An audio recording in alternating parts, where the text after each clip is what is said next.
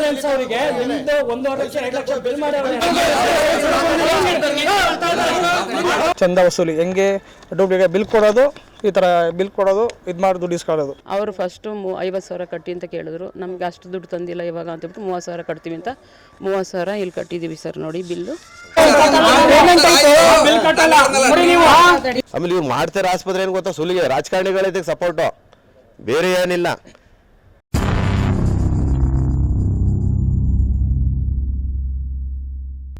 ಹಾಸನ ನಗರದ ಹೃದಯ ಭಾಗದಲ್ಲಿರುವ ಆರ್ಸಿ ರಸ್ತೆಯ ಇಂಡಿಯಾನಾ ಆಸ್ಪತ್ರೆಯಲ್ಲಿ ಚಿಕಿತ್ಸೆ ಪಡೆಯುತ್ತಿರುವ ರೋಗಿಗಳಿಗೆ ನಕಲಿ ಬಿಲ್ ನೀಡಿ ವಂಚಿಸಲು ಯತ್ನಿಸಿದ ಘಟನೆ ಬೆಳಕಿಗೆ ಬಂದಿದ್ದು, ಸಾರ್ವಜನಿಕರು ಹಾಗೂ ರೋಗಿಗಳ ಸಂಬಂಧಿಕರು ಆಸ್ಪತ್ರೆಯ ಮುಂದೆ ತೀವ್ರ ಪ್ರತಿಭಟನೆ ನಡೆಸಿದರು.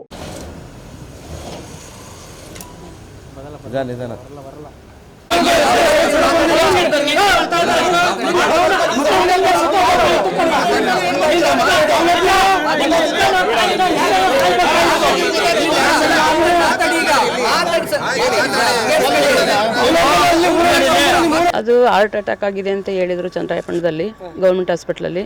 ಅಲ್ಲಿಂದ ಅಲ್ಲಿ ಆಗಲ್ಲ, ಇಲ್ಲಿ ಇಲ್ಲಾಂದರೆ ಜಯದೇವಕ್ಕೆ ಹೋಗಿ, ಇಲ್ಲಾಂದ್ರೆ ಹಾಸನ್ಗೆ ಹೋಗಬೇಕು ಅಂತ ಹೇಳಿದ್ರು.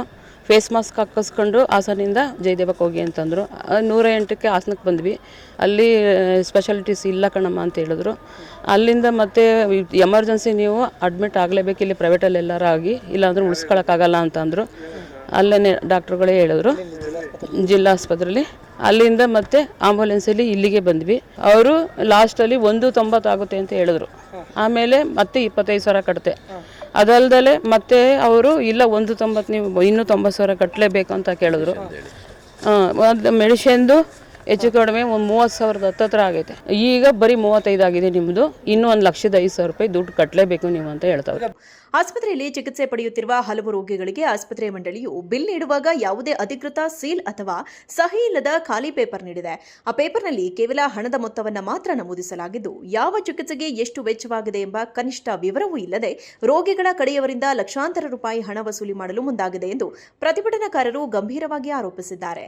ಕಮ್ಮಿ ಆಗಂತ ಜಾಗದ ಬಿಟ್ಟು ಆಂಬುಲೆನ್ಸ್ ಅನ್ನು ತಗೊಬಂದು ಅವರ ಗೊತ್ತಿಲ್ಲದನ್ನ ತಂದು ಇಂಡಿಯನ್ ಇದಕ್ಕೆ ಹಾಕಿ ಆಸ್ಪತ್ರೆಗೆ ಅವ್ರು ಬಿಲ್ ಕೊಟ್ಟಿದ್ದಾರೆ. ಅದಕ್ಕೆ ಅವ್ರು ಇಂಡಿಯನ್ ಇದ್ರದ್ದು ಆಸ್ಪತ್ರೆ ಸೀಲೇ ಇಲ್ಲ ಒಂದರಲ್ಲೂ. ನೋಡಿ ಇಲ್ಲಿ ಯಾರು ಇದು ಯಾವುದು ಅಂತ, ಯಾವ ಬಿಲ್ಲು ಅಂತ ತಿಳ್ಕೊತೀರಿ. ಈ ಆಸ್ಪತ್ರೆ ಒಬ್ಬ ವ್ಯಕ್ತಿನ ಅಡ್ಮಿಟ್ ಮಾಡಿದ್ದಾರೆ ಅಂದರೆ ಅವನಿಗೆ ಟ್ರೀಟ್ಮೆಂಟ್ ತಗೊಳ್ಳಿಕ್ಕೆ ಎಷ್ಟು ಸಲ ಬರ್ಕೊಡ್ಬೋದು ಅವನಿಗೆ ಔಷಧಿನ? ಅವ್ರಿಗೆ ಯಾವಾಗ ಕೇಳಿದ್ರು ಬರೀ ಆ ಟ್ರೀಟ್ಮೆಂಟ್ಗೆ ಔಷಧಿ ಅಂತ ಅಂದ ತಂದುಕೊಟ್ಟು ಅವ್ರು ಹೆಚ್ಚಿಗೆ ಒಂದು 30-35,000 ಬರೀ ಅದೇ ಆಗಿದೆ. ನಾಳೆ ಇನ್ನೊಂದು ಬರ್ಸ್ಕೊ ಬರ್ತೀವಿ ಬೇರೆಯವರು. ಈಗ ನೀವು ಕೇಳೋಕೆ ಹೋರಿ ನಿಮ್ದಲ್ಲ ಅಂದ್ರೆ ಏನು ಹೇಳೋಣ ಉತ್ತರ ಇದಕ್ಕೆ? ಅವ್ರಿಗೆ ಪಾಪ ಏನು ಹೇಳ್ತಾರೆ?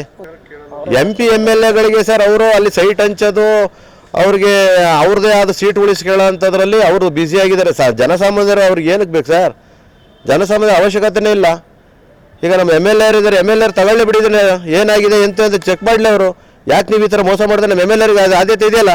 ಆಮೇಲೆ ಇವ್ರು ಮಾಡ್ತಾರೆ ಆಸ್ಪತ್ರೆ ಏನು ಗೊತ್ತಾ, ಸುಲಿಗೆ ರಾಜಕಾರಣಿಗಳಿಗೆ ಸಪೋರ್ಟು, ಬೇರೆ ಏನಿಲ್ಲ ಸರ್. ಮುಂದಿನ ಕ್ರಮ ಏನಿಲ್ಲ. ಇದಕ್ಕೆ ಇವರು ಸ್ಪಂದಿಸಲಿಲ್ಲ ಅಂದರೆ ನಾವು ಯಾವುದೇ ಕಾರಣಕ್ಕೂ ಬಿಲ್ ಕಟ್ಟಲ್ಲ. ಅವ್ರು ಅದೇನು ಮಾಡ್ತಾರೋ ಮಾಡಲಿ, ನಾವು ಬಿಲ್ ಕಟ್ಟಲ್ಲ, ನಾವು ಕೂತ್ಕೋತೀವಿ ಇಲ್ಲಿ ಆಸ್ಪತ್ರೆನೇ ಕೂತ್ಕೋತೀವಿ. ಇಲ್ಲ ಪರವಾನಗಿ ರದ್ದು ಮಾಡಲಿ ಇವ್ರದ್ದು, ಬೇಡ ಅವರು ಅವಶ್ಯಕತೆ ಇಲ್ಲ. ಇಂಥ ಲೂಟಿಕೋರೇನಕ್ಕೆ ನಮಗೆ?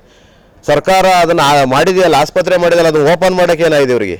ಈ ಅವೈಜ್ಞಾನಿಕ ಮತ್ತು ಸಂಶಯಾಸ್ಪದ ಬಿಲ್ ಬಗ್ಗೆ ಪ್ರಶ್ನಿಸಿದ ರೋಗಿಗಳ ಸಂಬಂಧಿಕರ ಮೇಲೆ ಆಸ್ಪತ್ರೆ ಸಿಬ್ಬಂದಿಗಳು ದೌರ್ಜನ್ಯ ನಡೆಸಲು ಯತ್ನಿಸಿದ್ದಾರೆ ಎನ್ನಲಾಗಿದೆ. ಇದರಿಂದ ರೊಚ್ಚಿಗೆದ್ದ ಸಾರ್ವಜನಿಕರು ಆಸ್ಪತ್ರೆಯ ಮುಂಭಾಗ ಜಮಾಯಿಸಿ ಆಡಳಿತ ಮಂಡಳಿಯ ವಿರುದ್ಧ ಘೋಷಣೆಗಳನ್ನು ಕೂಗಿದರು. ಯಾವುದೇ ಲೆಟರ್ ಹೆಡ್ ಇಲ್ಲದ ಪೇಪರ್ ಮೇಲೆ ಕೇವಲ ಮೊತ್ತ ಬರೆದುಕೊಂಡಿರುವುದು ಎಷ್ಟು ಸರಿ? ಇದು ನೇರವಾದ ಸುಲಿಗೆಯಲ್ಲವೇ ಎಂದು ರೋಗಿಯೊಬ್ಬರ ಸಂಬಂಧಿಕರು ಆಕ್ರೋಶ ವ್ಯಕ್ತಪಡಿಸಿದ್ದಾರೆ. ಸಣ್ಣಪುಟ್ಟ ಚಿಕಿತ್ಸೆಗೂ ದೊಡ್ಡ ಮೊತ್ತದ ಬಿಲ್ ಹಾಕಿ ರೋಗಿಗಳನ್ನು ಸಂಕಷ್ಟಕ್ಕೆ ಸಿಲುಕಿಸುವ ವ್ಯವಸ್ಥಿತ ಜಾಲ ಇಲ್ಲಿ ಕೆಲಸ ಮಾಡುತ್ತಿದೆ. ಘಟನಾ ಸ್ಥಳಕ್ಕೆ ಜಿಲ್ಲಾ ಆರೋಗ್ಯ ಇಲಾಖೆ ಅಧಿಕಾರಿಗಳು ಭೇಟಿ ನೀಡಬೇಕು ಮತ್ತು ಈ ಆಸ್ಪತ್ರೆಯ ಪರವಾನಗಿಯನ್ನು ರದ್ದುಪಡಿಸಬೇಕು ಎಂದು ಸ್ಥಳೀಯರು ಆಗ್ರಹಿಸಿದ್ದಾರೆ. ಬಡ ರೋಗಿಗಳ ಹಿತದೃಷ್ಟಿಯಿಂದ ಜಿಲ್ಲಾಡಳಿತವು ಕೂಡಲೇ ಈ ಪ್ರಕರಣದಲ್ಲಿ ಹಸ್ತಕ್ಷೇಪ ಮಾಡಬೇಕೆಂದು ಒತ್ತಾಯಿಸಲಾಗಿದೆ. ಹಾಸ್ಪಿಟಲ್ ಬಂದಿದ್ದೆ, ನಮ್ಮ ಸ್ನೇಹಿತರ ತಂದೆನ ಅಡ್ಮಿಟ್ ಮಾಡಿರೋ. ಇಲ್ಲಿ ಏನಾಗಿದೆ, ಹಾರ್ಟ್ ಆಪರೇಷನ್ಗೆ ಅಂತ ಬಂದಿದ್ದಾರೆ. ಅಲ್ಲಿಂದ ಸರ್ಕಾರಿ ವೆಹಿಕಲಲ್ಲಿ ಆಂಬುಲೆನ್ಸಿಂದ ಪ್ರೈವೇಟ್ ಹಾಸ್ಪಿಟ್ಲಿಗೆ ಕರ್ಕೊಂಬರ್ತಾರೆ. ಅಲ್ಲಿಗೆ ನೋಡಿ ಸರ್ಕಾರಿ ಹಾಸ್ಪಿಟ್ಲಿಗೆ ಇದು ಮಾಡ್ಬೋದಲ್ಲ, ಪ್ರೈವೇಟ್ ಹಾಸ್ಪಿಟ್ಲಿಗೆ ಕಳಿಸ್ಕೊಟ್ರು. ಇಲ್ಲಿ ಬಂದ ಮೇಲೆ ಏನು ಮಾಡಿದ್ದಾರೆ, ಚಂದ ವಸೂಲಿ ಹೆಂಗೆ ಡೂಪ್ಲಿಕೇಟ್ ಬಿಲ್ ಕೊಡೋದು, ಈ ಥರ ಬಿಲ್ ಕೊಡೋದು, ಇದು ಮಾಡಿ ದುಡ್ಡು ಇಸ್ಕೊಳ್ಳೋದು. ಅಲ್ಲಿ ಮೆಡಿಷನ್ಗೆ ಏನಿದೆ 5 ನಿಮಿಷಕ್ಕೆ ಮೆಡಿಷನ್ ತರಿಸ್ತಾರಂತೆ.